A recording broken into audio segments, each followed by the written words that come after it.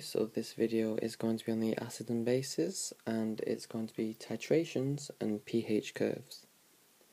So acids and bases react in neutralization reactions.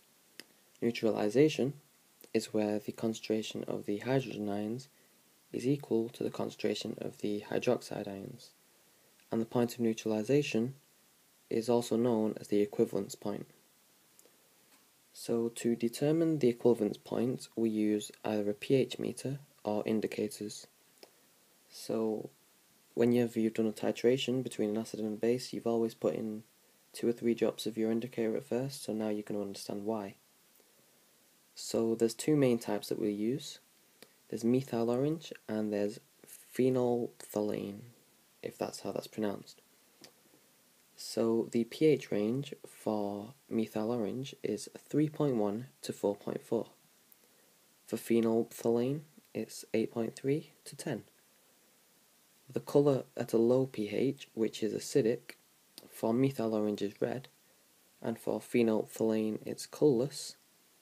And finally, the colour at a high pH, which is alkaline or basic, is yellow for methyl orange and pink for phenolphthalein.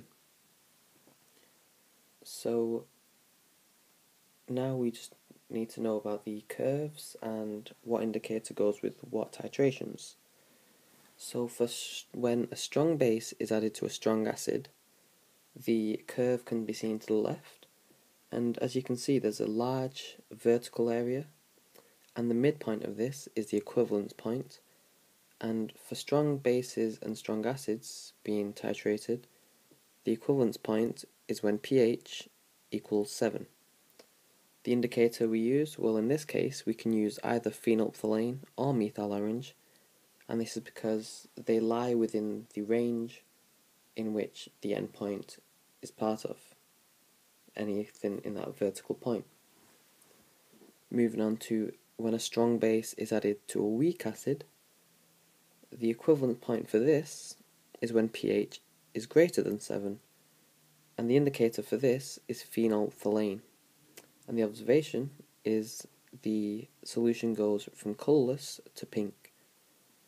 The reason for this, and why we use this indicator, is because the vertical region is from around, say, pH 8 to pH, I'd say 12, 13, and we know that the pH range for phenolphthalein is 8.3 to 10, so it will have a colour change within the range, and that's how we know the suitable indicator to use.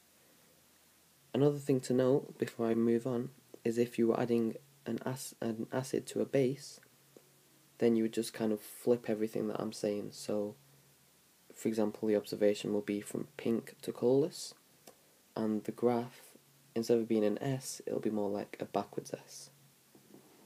Moving on then, when we titrate a weak base with a strong acid, the equivalence point for this is when the pH is less than 7. The indicator we use is methyl orange, and the observation is from red to yellow.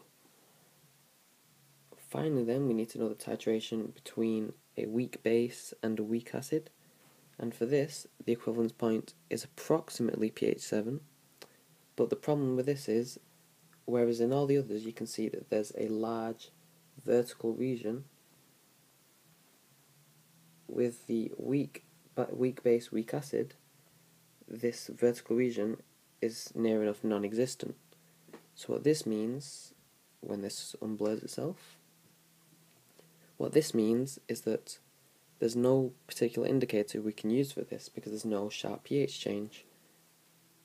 And, well, I've reiterated that here. For an indicator to work, there needs to be a sharp pH change. But from this graph, we can see that the pH changes gradually.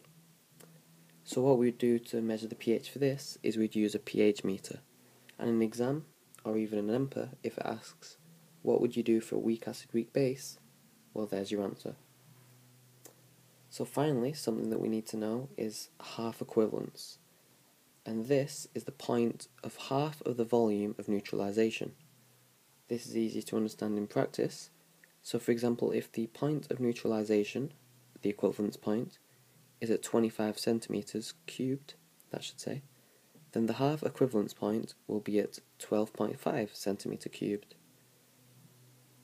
And so then what we need to know is that half equivalence, the concentration of the acid is equal to the concentration of the anion, A-. And this therefore changes our Ka equation to become Ka equals H+. And this means finding the pH is fairly easy, because we just need to minus log the concentration of the hydrogen ions to get our pH using the pH equation.